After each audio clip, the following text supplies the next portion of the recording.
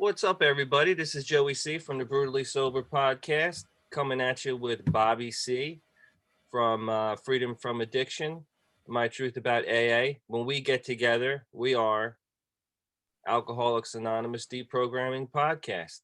Thank you for joining us. We're going to be talking about step 11 today. Bobby C, how you doing? I'm doing good. Can you hear me, Joe? I got a mute button up there. Am I on? I can hear you. I can see you.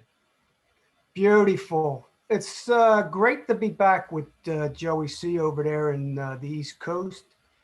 And I think you're up in North Jersey, right? I like to consider it Central Jersey. Central Jersey. I'm over here in Cali. I'm in Orange County, Southern California. I think we were doing step 10, and I was in Florida. We were both on the East Coast. So I'm with Anonymous Addictions at My Truth About AA, as Bobby C sees it.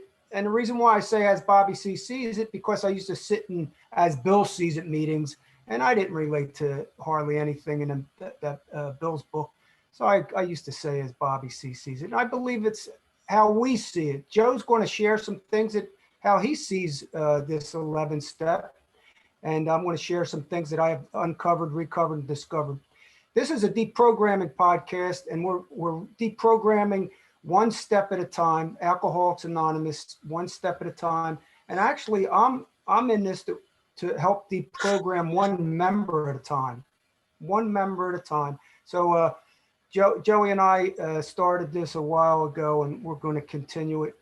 So we're on step 11. I'll read the step 11. Yeah, go ahead, Joe. Read it. Sought through prayer and meditation to improve our conscious contact with God as we understood him. As we understood him is underlined. That's a very important part of it. Praying only for knowledge of his will for us and the power to carry that out.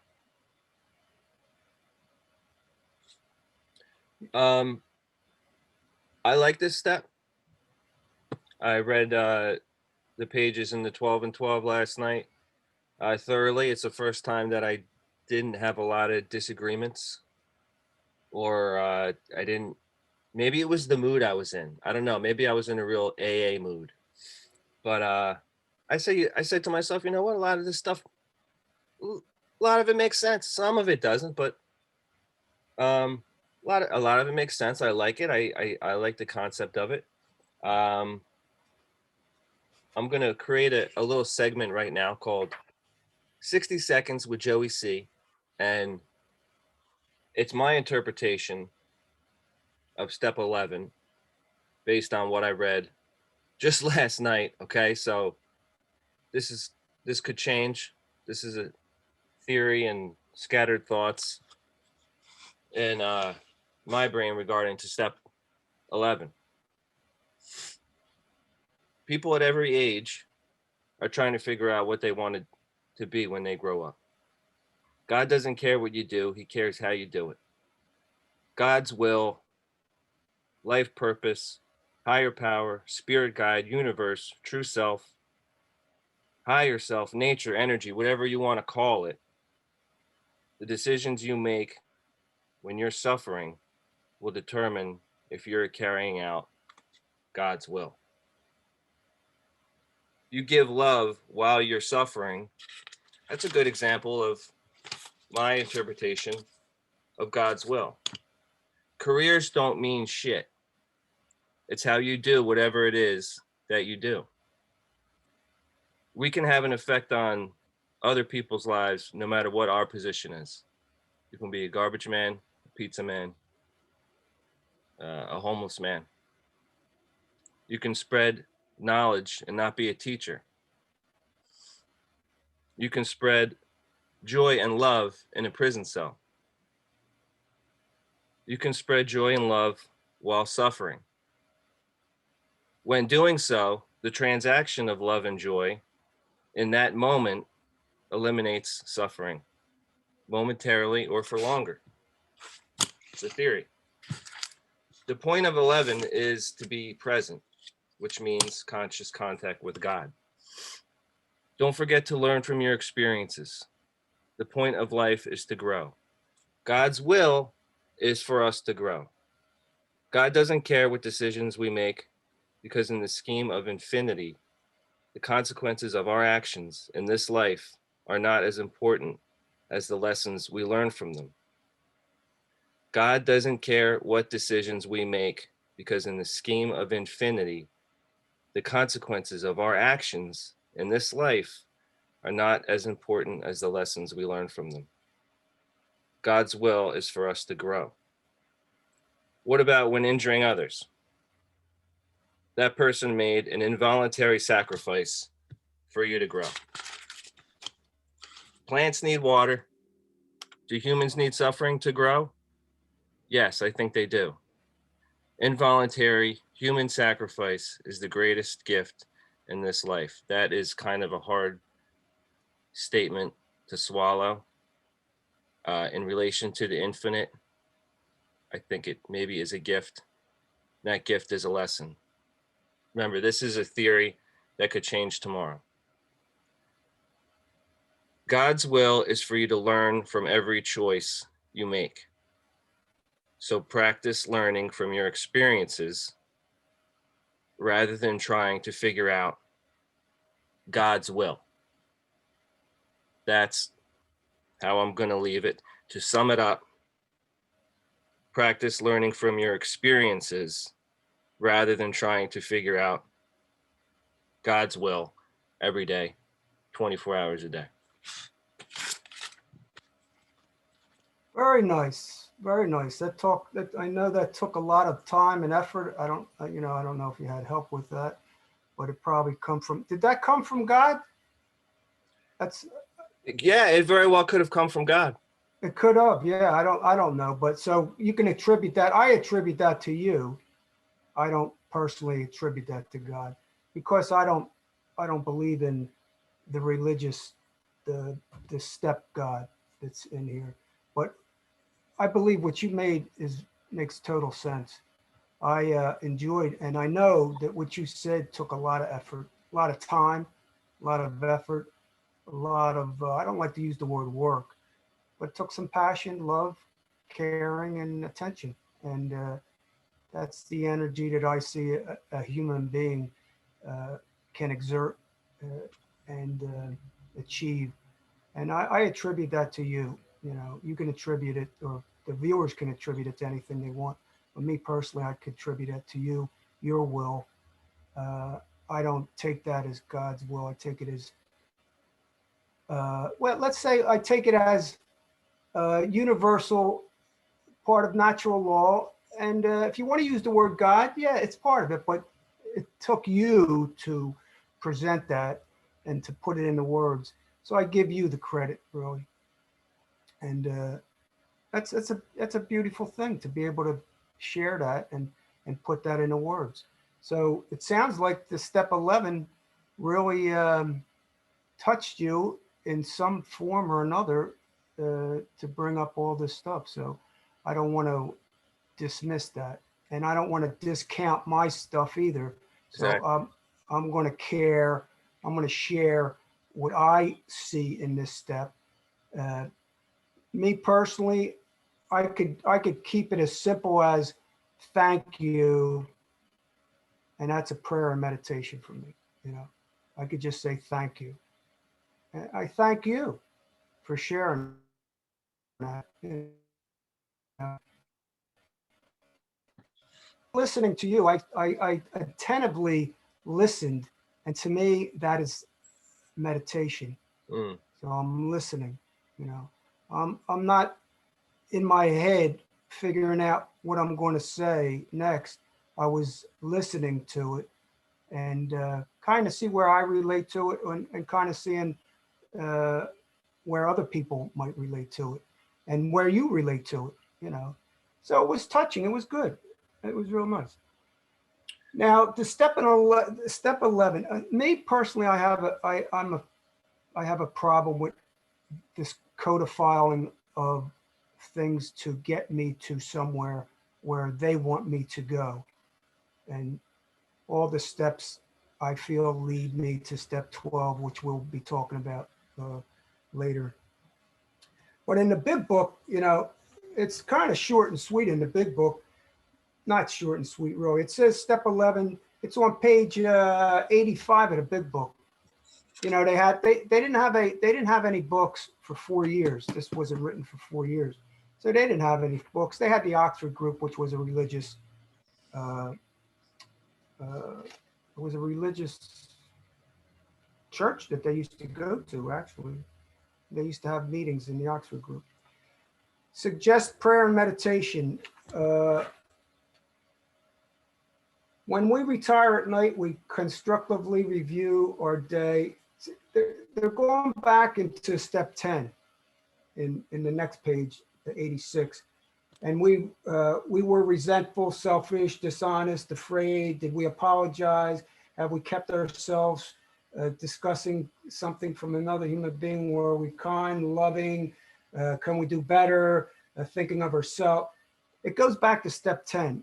And for me, I think you said it. You said it in one little sentence about let's not go through the whole day thinking about what God's will is for us. This brings you back to step 10. It takes you all the way back. It takes you back to step 10, and it talks about your defects again, which I tell you what, this thing can get in your brain if you really, if you really do this for a long time, it gets in your psyche and where God is. But it talks about reflection again. And then it talks about awakening. Let us think about our 24 hours ahead, So it's kind of like, thinking, especially asking, divorcing us from self-pity, dishonesty, self-seeking. And it's always asking me to go to God for the answer. 35 times it tells me to go to God for the answer. Now, I don't know if you went to God for the answer or not, but your answers were pretty good, and you're a human being. I believe we're all gods. So you want to use the word God, I believe you're God too. So you did pretty good, God. It sounded pretty good. And thinking about, so that's asking me what, before I go to bed, I'm going to think about all this shit. When I wake up, I'm going to think about all this shit. And then in thinking about our day, we have faced indecisions, then we ask God again. We're always asking God, conscious contact with God, ask God. After all, God gives us our brains. It's just constantly telling me that I really don't have any responsibility in this. It's like Right. God can't screw up.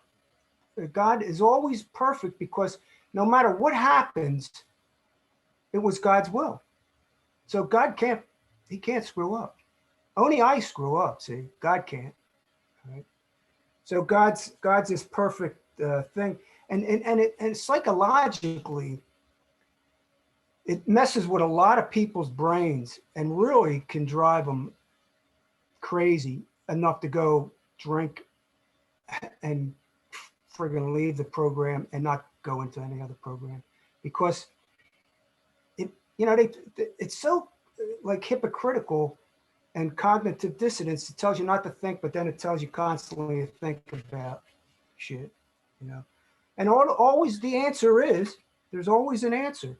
And the answer is always 35 times. It always is conscious contact with God before bowing to God. Therefore, no God. God, whatever. There was no God. Evidence of God. God's reality. God kingdom. Will of our Creator receives God's help. It's constantly asking God's will over and over. Conscious contact with God. It's almost like,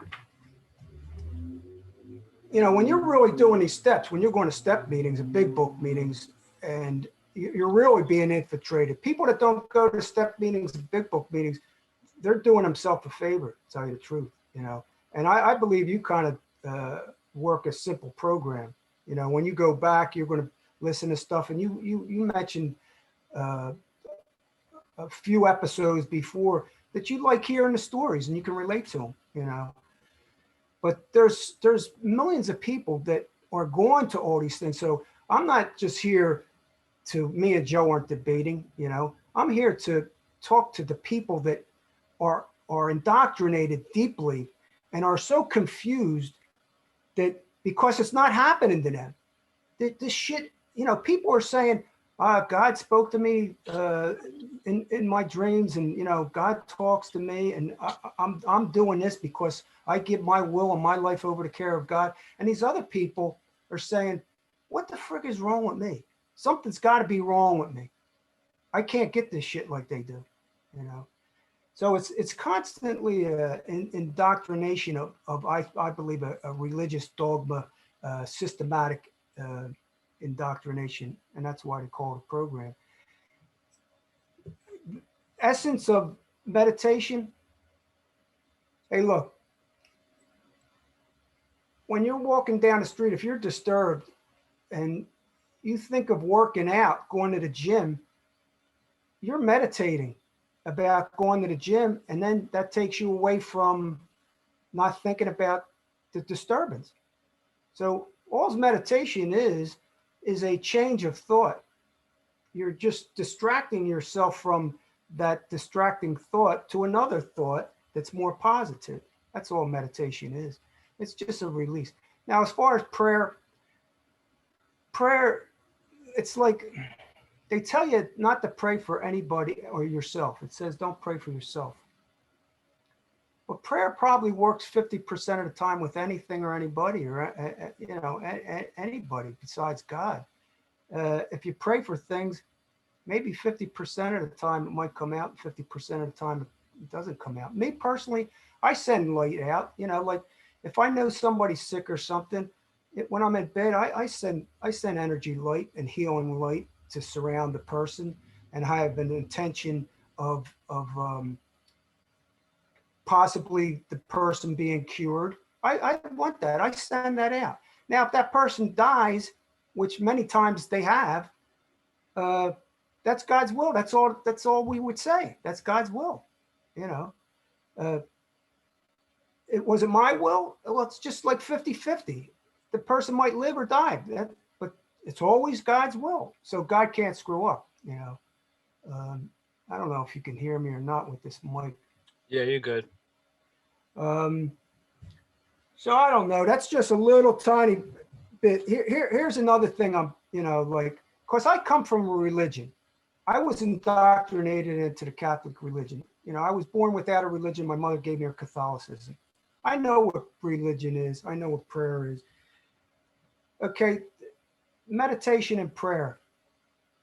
In our meetings, we say the Our Father after every meeting, right? Or something of the sort. The Serenity Prayer we repeat over and over again. We have the third step prayer, okay, which I have.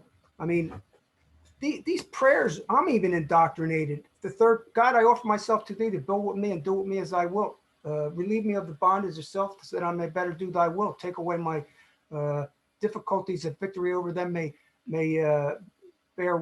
I'm indoctrinated. These are in my brain.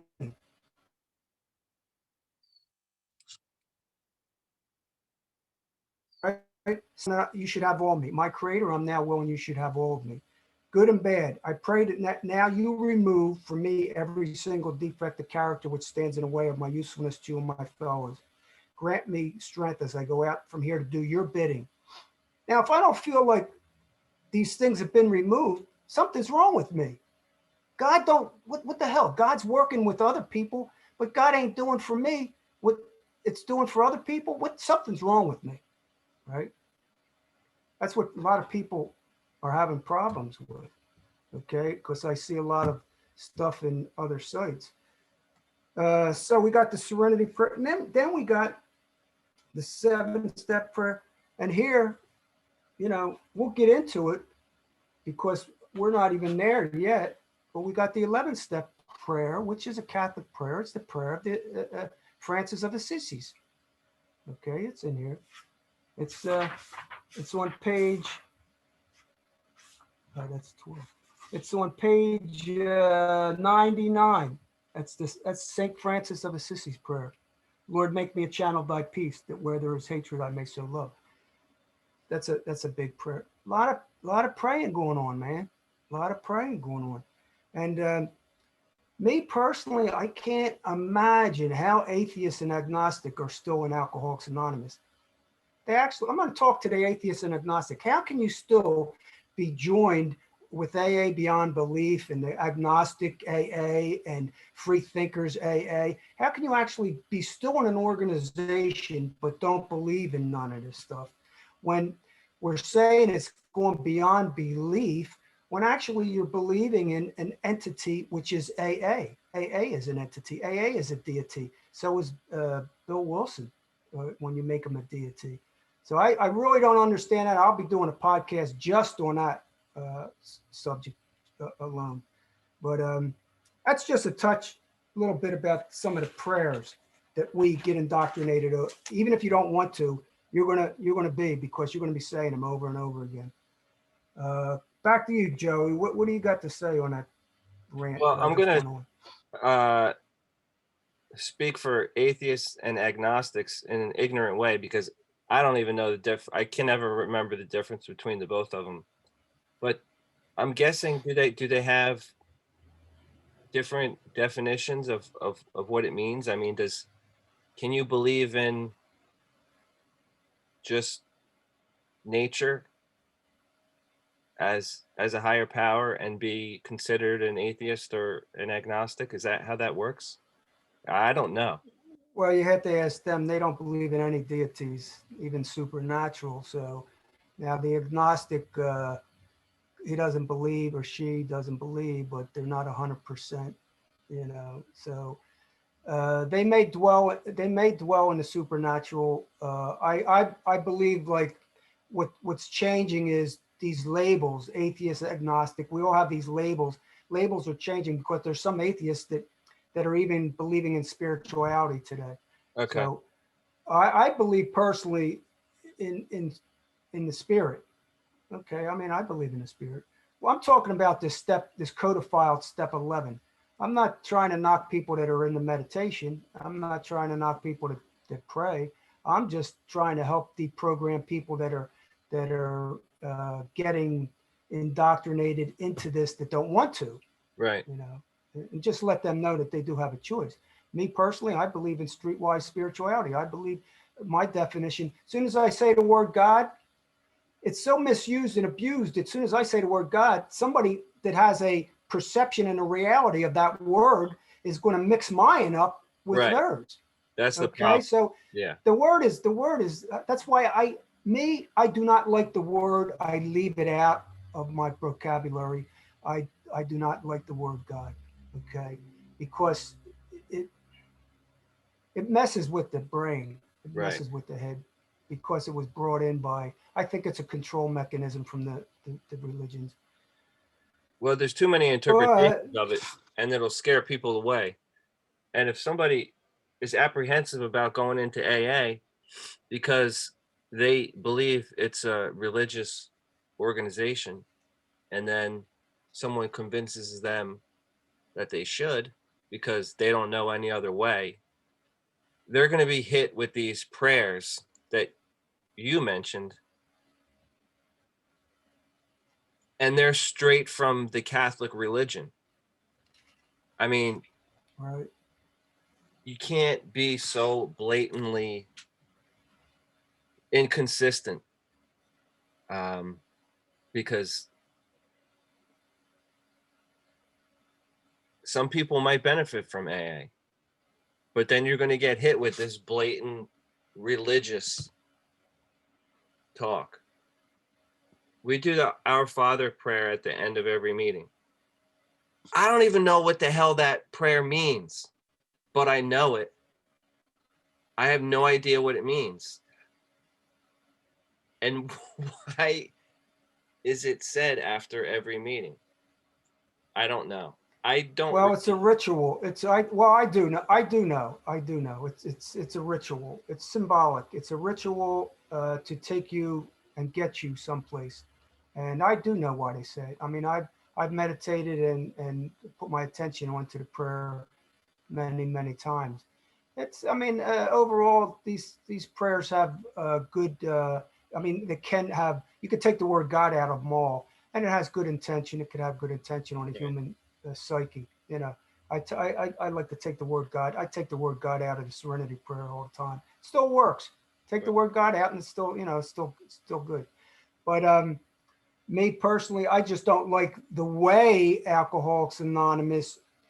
Uh, it's like don't be. They tell you not to be rebellious. They want you to conform, but they say we're not conforming. We don't. This isn't a conforming program, but they want you to conform. They want you to be obedient, and they do it in a way. It's a very slick sorcery type way they do it, and with the codifying of the steps and the big book and all the ritual readings, all the let's just go to the promises, because me personally, promises are only back 2 pages, and the promises, if we're painstaking about this phase of our development, we'll be amazed for through. But people have mentioned, I don't like the word work. I don't like the word God, and I don't like the word work. I really don't. Work to me implies authority type figure. To me, I'm not doing any work. Like they talk about shadow work. I'm not doing shadow work. I'm doing shadow processing. What I do when I search and seek and uncover and recover and discover, that to me is my passion. I care about it. I love it. I have fun at it. It's not work, And at the end of the promises, it says, God is doing for us what we could not do for ourselves. It says that over and over and over and over. It takes ourselves out of the picture and only places our reliance on God. So self is nothing. Okay, and this is how they take your body, mind, and spirit. And then at the end, it says they will always materialize if we work for them. And what do they say after they say that at the promises? Work, work, work, work, work for them, right? They always use the word work, work, work. And even in this 11th step, which is kind of weird, it says, even on this, in the big book, it says it works if we have the proper attitude and work at it, work at it. They always want you to work this program. They always want you to work the program so it works you.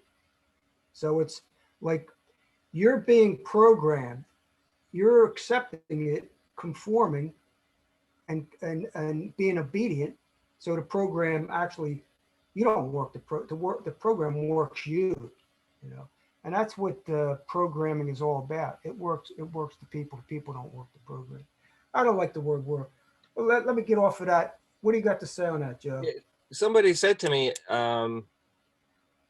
about my regarding my sobriety, something along the lines of, "Man, look where you are now. Look where you were.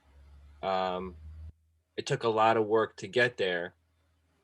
You must be really proud of yourself." And I'm thinking to myself, no, it really didn't take a lot of work, because I made a decision to do something, and that decision didn't change uh, the next day and the next day and the next day. That decision remained the same. Um, all the things that I did after I made that decision, um, going to meetings, talking to people, reading, questioning, became a routine that I wanted to do based on the decision that I had already made. It wasn't work. If it was work, I if it was work, then it would be against the decision that I had already made. I wouldn't be successful in being sober if it was work. Um, Another thing I think about all the time is I can't remember what it is that I asked my sponsor one day, but he just said pray about it, and I said okay, I'll pray about it. It wasn't even any. I can't remember what the question was. A couple of days later, he was talking to me about whether or not he was going to go on vacation, and he was going back and forth and hemming and hawing. I said, well, how are you going to figure out if you're going to go on vacation? Because he wasn't sure what he was going to do at that point. Maybe it had something to do with COVID. He said, I don't know. I'm going to pray about it. I said to myself, you can't make a decision for yourself on it if you're going to go on vacation. You're going to pray about it. That blew my mind. I mean, if I'm going to pray about something, first of all, I have a hard time praying because I don't have control over things that I want to change. Uh, I'm not convinced that prayer is going to have the effect that I want. It might, but something over as menial as going on vacation, you're gonna you're gonna pray about it. I don't understand it. I want to know at what point can you make a decision for yourself based on AA's beliefs? At what point can you make a decision for yourself? When you're going into an AA meeting and you want to go get some shitty coffee and cookies, do you have to pray about whether you're going to put half and half or milk into your coffee? I mean, where do you draw the line? How much conscious contact with God do you need? Is it God's will for you to use almond milk? I Yeah, don't know. yeah. I mean, you can No, get carried away with it. it's not my. It's my will to use lactate milk because I suffer the consequences, man. If I don't, you know what I mean. So I make a decision to get non-dairy shit. All right. In other words, look, if you really get into brainwashing mechanisms, cult mechanisms, when you really get deep down the rabbit hole, they all have something in common, and that's to take yourself away and give responsibility. That's what the whole disease concept is about. The whole God concept is about. To look,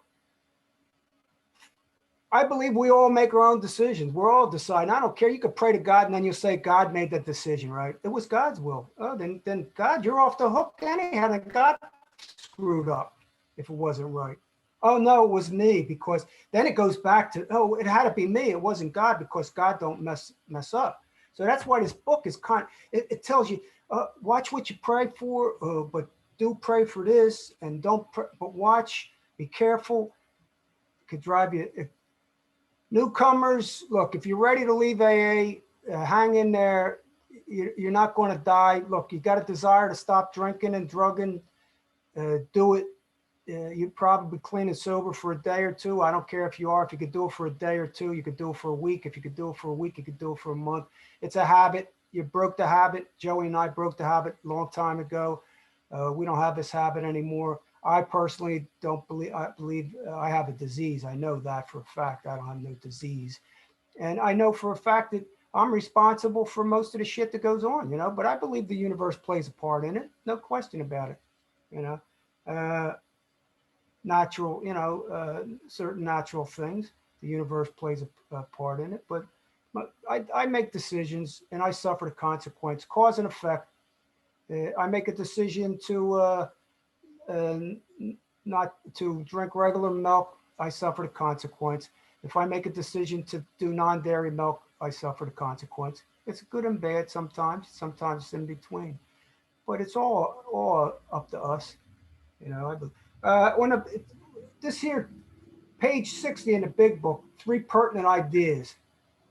Let's go back to three pertinent ideas in the big book. A, now these are read over and over. Rich, like I tell everybody, rituals, symbolism, symbolic readings, constant repetition is the mother of brainwashing. A, now we always hear this, A, that we were alcoholic and could not manage our lives. Now that means never again for life. Okay, if you're in AA, read that. I mean, just absorb that. This is read millions of times every meeting. That we were alcoholic and could not manage our own lives. B, that probably no human power could relieve our alcoholism. In other words, we can't do it. Okay, so the first part says I the first part says that I'm an alcoholic because they're telling me I am, and my life's unmanageable. The second part is I can't relieve it. Okay, so I got to go to God. And the other part says that God could and would if he were saw it. So there are the three pertinent ideas. That's read over and over and over again. I don't really think you got to read any more than just that, and it tells you what AA is all about, you know. But they like to codify this stuff. The step book was written 17 years later after they came in. And I'll tell you why. I don't want to get into it right now, but I know why they wrote this thing, you know. I know exactly why and why the disease concept was created. I got it. It's all, you just follow the money, connect the dots, and it's all right there. It's no big secret. The occult it just means hidden knowledge. And they hijack the knowledge and change it into what they wanted to do to take you into a certain way. And the way they want to take you is to recruit others for life. Okay. And we'll get into that in step 12, recruit others for life. Because if you don't, we'll surely die together, you know. So back to you, Joe. Well, I can tell you that I was managing my life when I was drinking. It was manageable. I was managing it. If it was me, like, if you want to compare it to like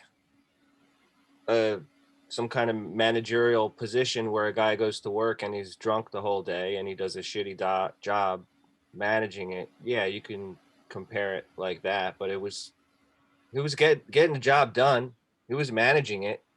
It could have been a lot better. Could have been doing a lot better. He was getting the job done, but he could have been doing a lot better. Probably no human power could have relieved our alcoholism. Well,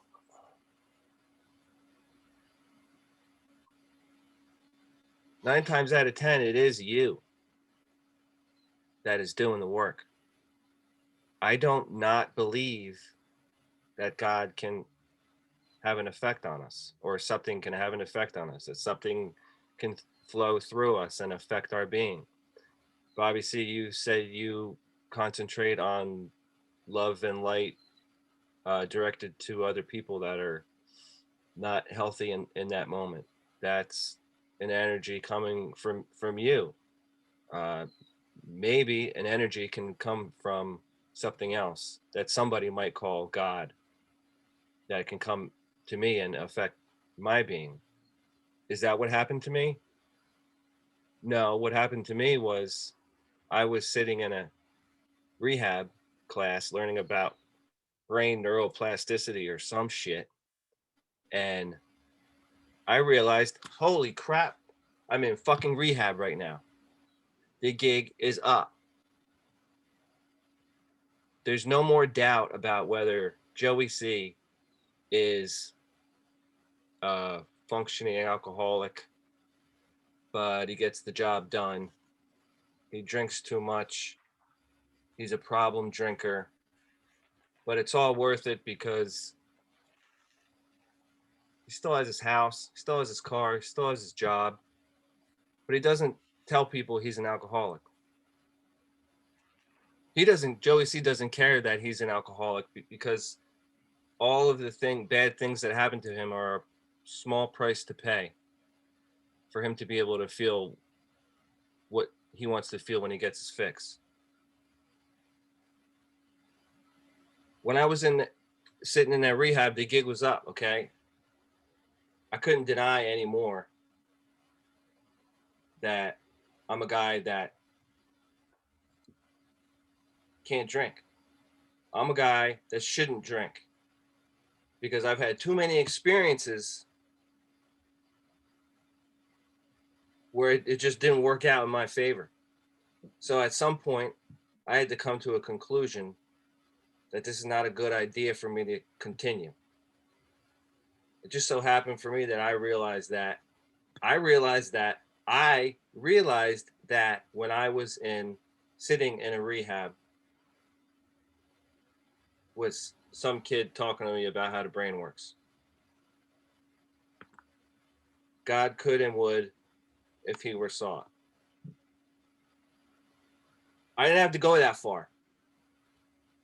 I'm unconsciously, maybe I unconsciously found God along the way. I don't know. Well, let me just stop you and ask you if you would you consider that a spiritual awakening? Yeah, I would consider it a spiritual awakening. Experience. Okay, let me just go there then. Okay, but it tells us after, it tells us that we only get this after, step 12. Let's see. It says having had a spiritual awakening as a result of these steps. Did you do any steps before that spiritual awakening? No, it was a new perception of. Okay.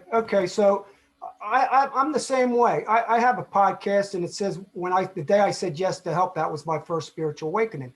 Okay, and I believe that was my first spiritual awakening. I said yes to help. Okay, I surrendered to help, and help came. Who did it? Bobby said yes. God didn't say yes. Bobby said yes, and help. I let. That was me also letting this guy come to my house and take me to a meeting. I let him in. I accepted his help. People say, oh, that's grandiose. It's all we program. That's what they want us to believe. It's all we program. It's nothing about me. But I'll tell you what, I'm the same way. I can relate to that because I had a spiritual experience. People are having, because I believe in spiritual experiences. I do. Okay. So I don't like the word God. I don't believe in God, this God that the big book talks about or the step book talks about. I believe Alcoholics Anonymous hijacked spirituality, changed it and made it look like spirituality, but ties it up in religion. And I believe it's religion. So we're living proof that we had, hey, everybody, we didn't have to do the steps to have a spiritual awakening, and either do you. And don't even want to call it spiritual awakening, call it what did you call it? You called it a change in consciousness, an awareness, a perception, a new reality. Okay, call it whatever you want, ladies and gentlemen. Doesn't matter. Just remember down here, maybe subscribe so you can continue watching us, Step 12 and other podcasts. Right down here, subscribe. You might not like what we're saying, but somebody's going to like it and somebody's going to pass it on. And we're doing something to help people. We're deprogramming one step at a time, and I believe one member at a time. And I'm not saying I'm not trashing meditation and prayer. Okay, dig it. You like meditation and prayer? Do it. You know what I mean? Here's what I found out about meditation. Like I said earlier, it could be an easy deal. For me, it's yes. Thank you. Thank you. When I come on that plane, I fly a lot. And when I land, when I hear that boom, boom, boom, boom, boom, boom, boom, thank you. That's all I got to say. Thank you. You know, after this podcast, I'll say thank you to Joey. You know, but let's continue on, Joe. I didn't mean to cut you off there, but you were talking about in the rehab. You haven't had I don't want to put words in your mouth, but you had an awareness, a conscious awakening, a spiritual awakening, a different perception, a different awareness. Call it anything you want to call it, but you had it. Yeah, whatever. I was kind of just going off of these three. There's A, B, and C. format here that we were alcoholic and could not manage our own lives, that probably no human power could leave our own alcoholism, that blah, blah, blah, blah, blah. Um,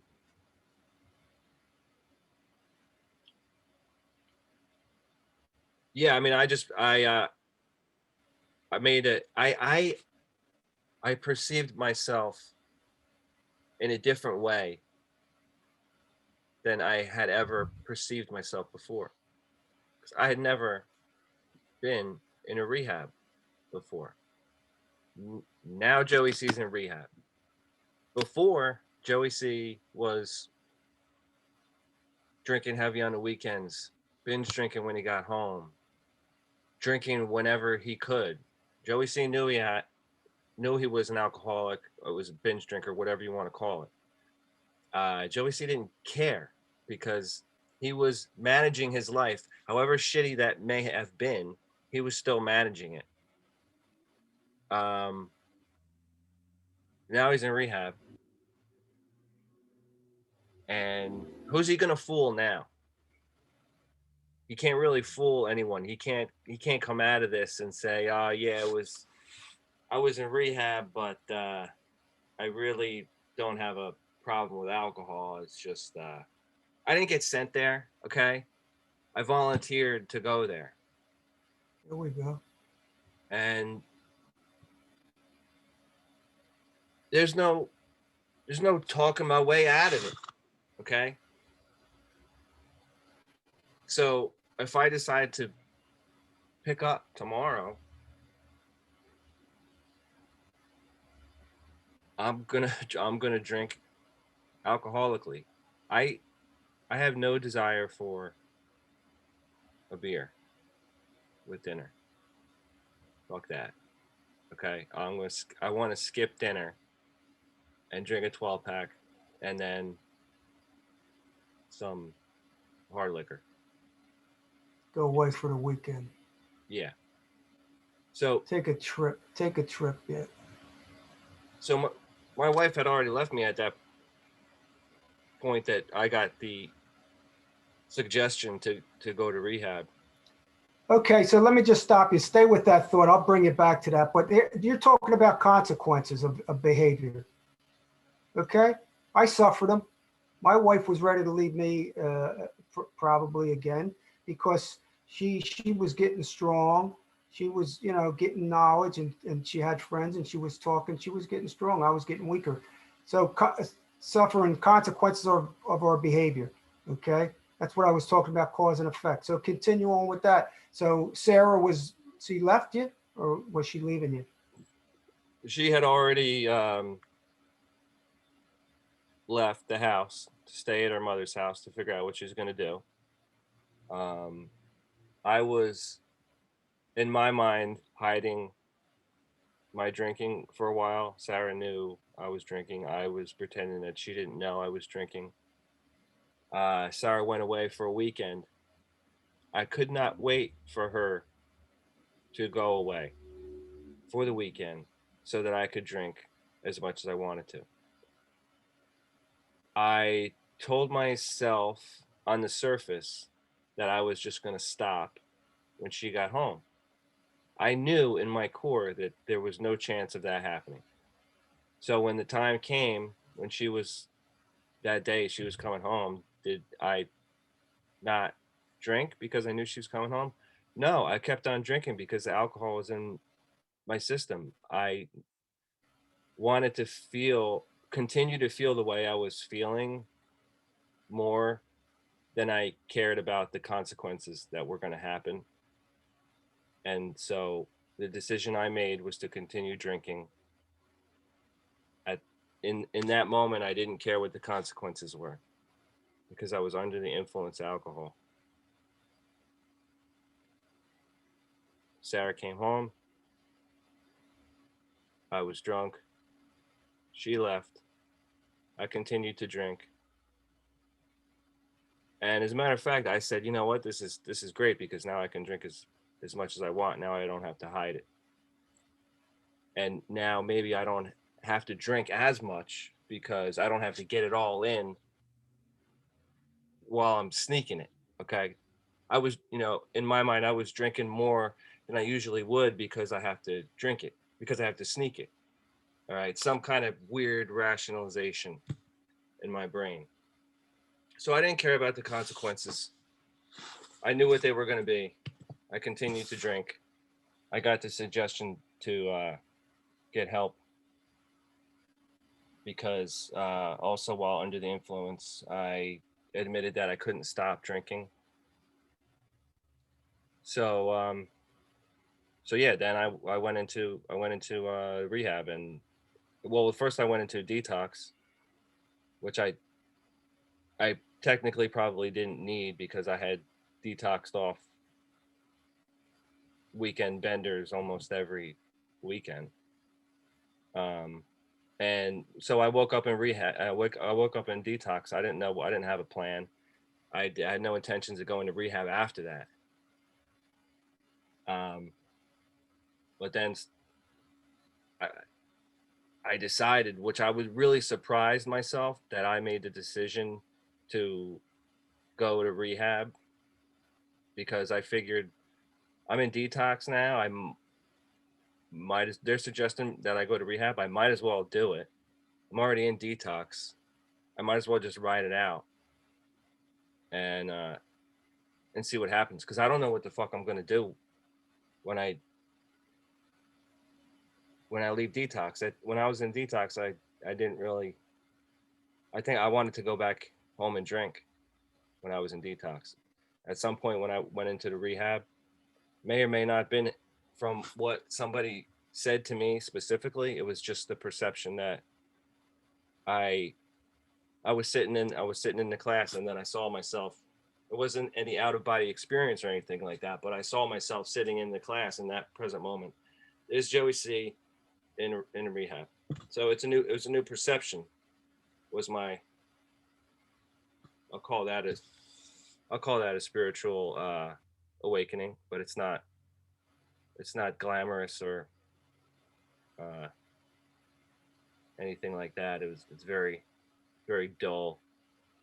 Uh, Then I probably was wrong in making a statement that says that you went in there because you were afraid of the consequences that you were going to face. And sounds like you liked drinking and want to continue drinking, and really didn't care if your wife left you or not. yeah, when I was drinking while she was away, I knew what was going to happen, and I continued to drink before she got home. Uh, So so did you have any like? Was it any like? Did you feel like, oh, I'm going to go into this rehab because if I don't, I could lose everything? Or you didn't really think about that? no, it was because to be honest, it was because I was so ashamed in that moment that someone found me passed out in early afternoon, uh, and they offered it to me, and it was my father.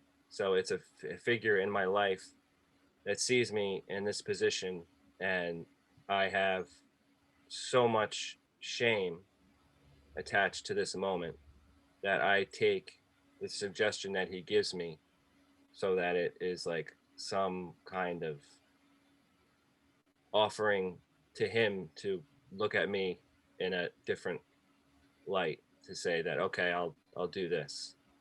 I was intoxicated when I made the decision to go to rehab. How about the detox? Did he bring you to the detox? He brought me to the detox. And you weren't even aware of that, right? I was. Oh, you were. So Yeah. he intervened. He was, like I always say, I had to give thanks to. I don't, people give thanks to God all the time. I thank my dad, my mom, my mother-in-law, my wife, my friend Lonnie that came over. I thank all these people because uh, they were my gods. Okay, they came into the rescue. Uh, Everybody's giving all this credit over to this boogeyman in the sky, him, like they know it's a man, right? And they're all giving credit. Oh, thank God. And they're over here, and your dad and your grandmom and your mom and all your wife and your kids, and they're all over there suffering and shit. We're not even giving thanks to them. They're the heroes, you know. They're the ones that stood by us, and even the ones that left, they had to leave because of, you know, certain reasons, because they were fed up. They couldn't take no more. But that's the spiritual intervention. You know, I would say it's a spiritual intervention, but it's a human. It's almost like the spirit and human is like the consciousness is, I consider spirit. It goes like it's in the ether. You know, there's consciousness all around us. You know, so I believe that's the spirit, the consciousness. So you know, people are going to say, "Oh, Bobby, you're religious too because you believe in spirituality." The word spirituality is enough to separate us too. You know, words just tend to separate us, man. You call label people. That's why I always say freedom without labels at the end of my stuff. You know, when I do posts and stuff, I say, come join us at Anonymous Addiction, as my truth about AA, as Bobby C sees it, and discover the freedom without labels. Labels tend to, you know, alcoholic, addict, you know, atheist, agnostic, Catholic, spiritual, all these labels tend to label us, and then we separate, you know, separate each other. And I believe it's all a divide and conquer mechanism. It's part of I believe it's part of the whole agenda. But yeah, see, you just told some of your story that I didn't know about, which is very good. You told the audience about your story, you know, and that's what it's all about, is sharing. But I believe it took you too. You made a decision to go to rehab. You could have left. You could have left detox. They didn't. Did they put you in handcuffs and bring you over there? No. No, they didn't bring you in. Did they lock the door? Could you have left? Sure. Yeah. So, you know, you took the initiative and you stayed. How long was it? 30-day program? 30 days in rehab and 5 or 6 Out. days in detox. Yeah. So there we go. That's why I believe you know, it talks on this one here. It says meditation is essentially individual. It's an individual venture, something which each one of us work out in his own way. It's always his, but that's another thing. In his or her own way. But then it always goes back. It always, like, the cognitive dissonance is always there. It tells you in my own way, but its object is always the same: to improve my conscious contact with God, with His grace, His wisdom, and His love. You know, so it's always taking it away from me, and I think it's all together. It's in, out. You know, comes from within. And I always say, uncover, recover, discover the truth about ourselves, society, the world, and the universe. And that's what we're talking about here. We're just uncovering some things. Joey's where he's at in his life. I'm where I'm at in my life. And what Joey shares, he's helping people. What I share, hopefully I'm helping somebody. And I'm learning from Joey as he's sharing. When I listen to other things, I'm learning. So we're all teachers and students, as Joey mentioned. But it's an individual deal. What you got to say on that, Joe? I tell you what, if you take everything in the big book literally, I mean, Bill Wilson tried to cover his tracks with every little loophole he could find. If you do everything and take everything literally like that, you're gonna be running in circles, and you're gonna be so dizzy you're gonna fall down. It's Yeah, but you're not working the program, my man. You got to work the program. You know, look, you meeting makers make it. How many meetings are you going to? You're only going to one a week. How are you going to get the program? How you look? I'm going to play devil's advocate to you, all right? Because I could be one of those big thumpers, which I never was, but I can be. Big Thumper. There's so much. Here's what happens in Alcoholics Anonymous. The controlling minority. That's what it is throughout the whole indoctrination system. Is a minority of people, small minority of people, controlling minority, and the other people are the silent majority. Okay, the silent majority. And I think the silent majority, they live an easier, softer way, man. You know what I mean? My thing is for other people to go check out, go outside the AA pyramid.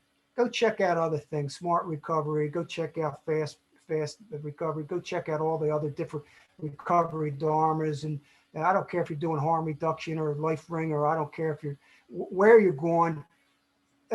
Eventually you're going to find out you're doing it. It's your program. So here on this podcast, we're actually demonstrating, because Joey's doing it his way. I don't care what he said. He's doing it his way. I'm doing it my way. We're not doing it the same way, but we're doing it our way. Okay. Thy will, when I believe Jesus said thy will, he meant the way. When he said the way, I am the way. That's what he meant. You're the way. You're the way, not me. Subscribe and see how you are the way. Come join us and discover that this thing, we're creating it. We want to give credit to everybody else. Always giving a credit to everybody. Helps the pointer. Yeah, it helps us point the way. It helps us. There's a lot of people that help us, okay? But we're the way, we're the way. Joey, what else you got to say? Well, this is certainly part of my program every Saturday, 5 o'clock, Anonymous, Alcoholics Anonymous, Deprogramming podcast as part of my program. The Brutally Sober podcast, which is on Anchor FM, is part of my program. My Truth About AA, Freedom from Addiction, is part of my program. The Big Book is part of my program. I like to know what this is all about so that I can disagree with what I want to disagree with and agree with what I want to agree with.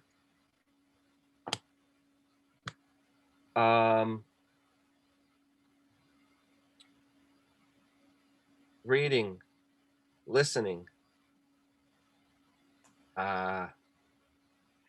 waking up every day not hungover. Okay, that's that's a huge benefit of part of my program. And my programs are going to change. It's going to evolve. I'm going to create a bigger network with people that I actually give a shit about. I have no desire. Part of my program is to not associate myself with people that I don't give a shit about. Okay, it's a waste of my energy. I'm not going to go try and make friends with people in AA that are, well, I'm not vibing with. I mean, I don't have a problem with having a conversation with someone who thinks differently than I do. I think that is a good thing. I consider that to also be a part of my program, to have dialogue with people that disagree with you, because that's when you're having an open mind. People say, oh yeah, well, I have an open mind about a lot of things. Well, have you actually ever sat down and had a conversation with someone without getting angry or offended or anything like that, and just listen to the person's perspective and why he thinks that way? You can listen to people and not agree with them. You can just simply not agree. Or you can be open to possibly them changing your mind. That's a concept that people don't even consider as an option sometimes. I consider that an option. This person might change my mind. If they change my mind, I have an open mind. That's all part of my program. Next week, we're going to be doing step 12. Yep. It's going to be my decision if I do my homework and study step 12 before the podcast. And it's going to be cause and effect if I don't study. And Bobby C says, what the hell are you doing? This is the Alcoholics Anonymous Deprogramming podcast. You can't come on the podcast and you not know what the hell you're talking about. Hey, comes to you naturally, man. It comes to you naturally. That's okay. It's no big deal. The shit comes naturally. We're just deprogramming some shit. Step 12 is a biggie, man. It's long, it's long, a lot of pages on there. Yeah, next week we're going to be doing 12. I'm glad that we're going to get these steps out of here, and we're gonna go on and we're gonna have some fun. Maybe next, after the 12, then we'll start having some fun. We're having fun right now, but you know what I mean. We're going to talk about different stuff. But I got so much more written down here. It's too much. Like Joey said, your mind can get screwed up with this. But I let this go. Once I'm done this, it's gone. I let it go. But I write. I do a lot of writing. I got pages and pages and pages and pages of writing. Someday maybe I'll write a book. But I got pages of stuff. And I like to write. I like to research.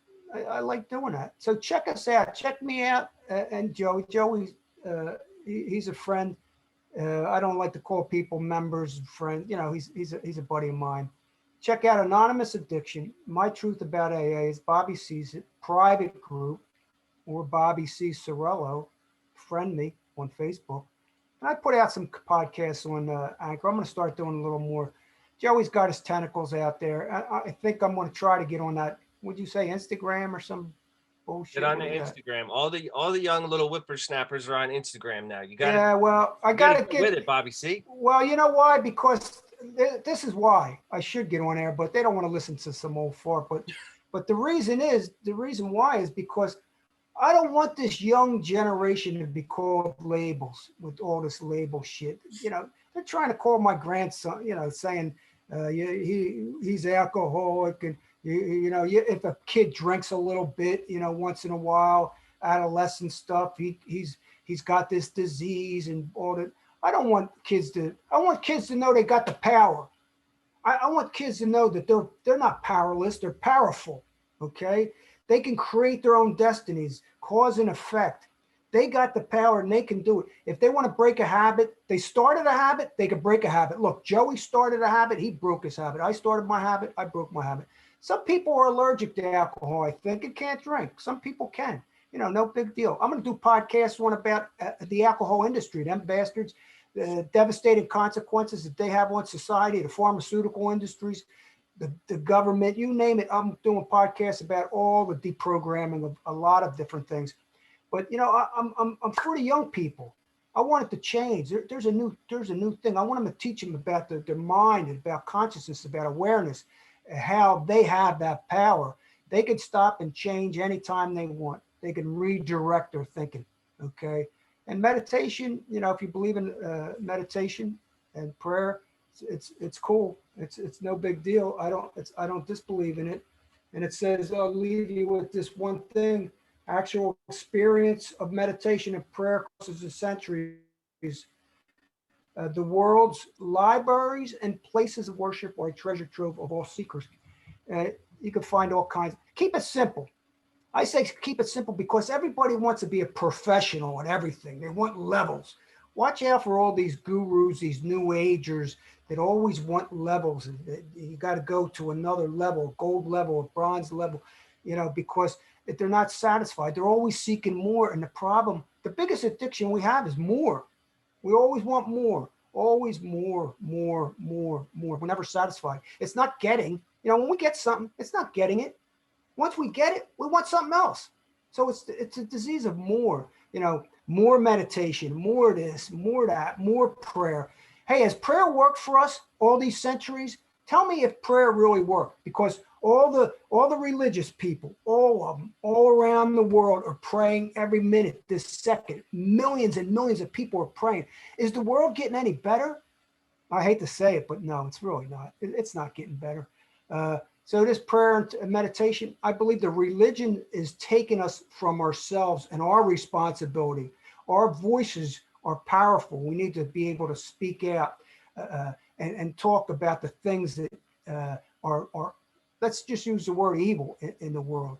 Okay, we got to speak out. Our voices mean something. So if we're always praying, they're over there dividing and conquering us and saying praying is the answer, and no one's doing anything with action, you know. So I believe it's not work, but there is action that takes place, and I believe that Joey and I are enjoying this. I know that for a fact, and I look forward to next week. And I thank everybody that possibly listened to this.